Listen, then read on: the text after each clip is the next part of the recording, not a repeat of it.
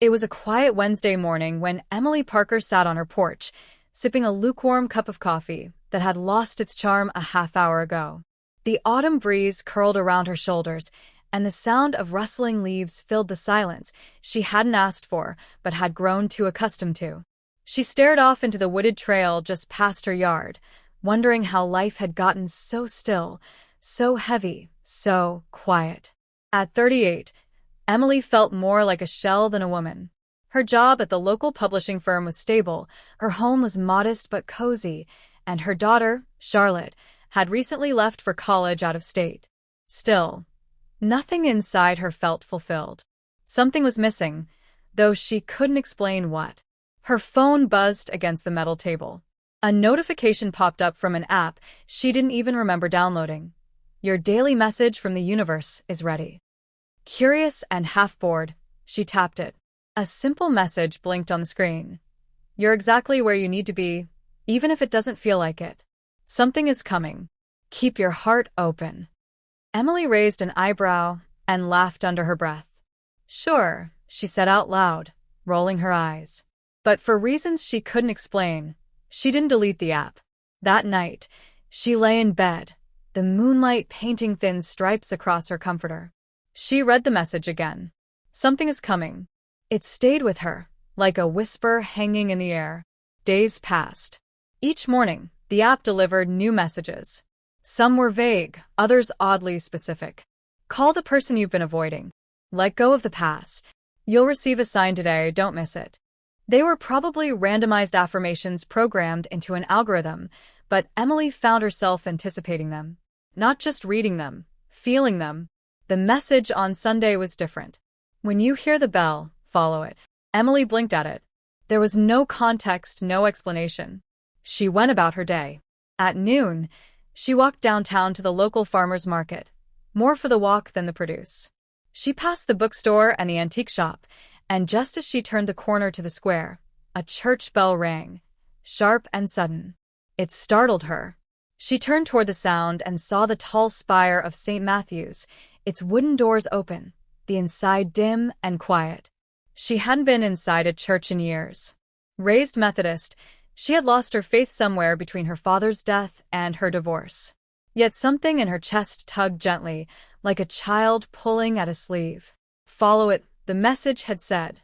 So she crossed the street, stepped through the doors, and found herself surrounded by soft candlelight and air thick with silence.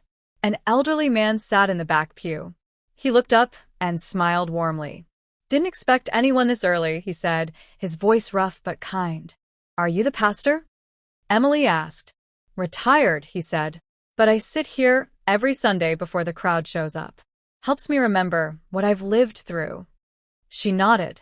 I don't know why I'm here, she admitted. That's usually the best reason to be somewhere, he replied. They talked for 15 minutes. Nothing profound. Just small talk until he said, sometimes the universe sends us invitations.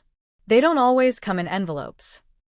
Emily smiled politely, but her stomach fluttered. She left soon after, but her thoughts didn't. The next day, the app message read, Today you'll meet someone who's been looking for you too. Emily laughed. Okay, universe. That's a little much. She drove to work and tried to shake it off.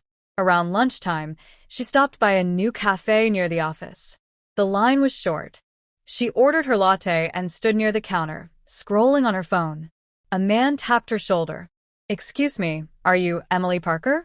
She turned, surprised. He was about her age, with kind blue eyes and a nervous smile. Yes, do I know you? He chuckled. Probably not. My name's Adam Bennett. I think we went to high school together, but I was a few grades ahead. Emily's mind scanned the name. Bennett, you were on the soccer team? And the yearbook committee, he added. I remember you were in the school play. You played the violin too, right? She tilted her head, a slow smile forming. Wow. You have a good memory. I've been back in town for a few months. Just moved from Portland, he said. I've seen you around a few times, but wasn't sure it was you. They chatted a bit more. It was easy. Comforting even. Before she left, he asked if she'd want to grab coffee sometime. Emily hesitated, but something in her told her to say yes. So she did. That Friday, they met at the same cafe. Then again the following week. Their conversations deepened, stretched, grew roots. Emily hadn't felt so alive in years. She didn't tell him about the app, not yet. She wasn't sure he'd believe her. But every morning, the universe seemed to send little nudges. Let your guard down. It's okay to trust again. Love finds those who dare to heal. Months passed. The town changed with the seasons, and so did Emily. She started journaling again, painting on weekends, and even signed up for a creative writing course at the community center. Adam encouraged all of it. He was gentle but steady.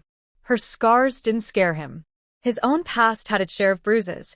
He'd lost his brother in a car accident 5 years ago, and grief had swallowed much of his light. But together, they began creating something new. One winter evening, they stood under falling snow, waiting for a taxi after dinner. Adam reached into his coat pocket and pulled out a small, wrapped box. "I saw this in an antique shop," he said. "Thought of you." Inside was a bronze compass. Delicately etched on its back were the words, "Trust where you're going, even if you don't know the way." Emily's breath caught. She looked up at him, blinking back tears. "I've been getting these messages," she whispered. "From this weird app. Like from the universe." She finally told him everything. He didn't laugh. He just nodded. "Maybe they weren't from the app," he said gently.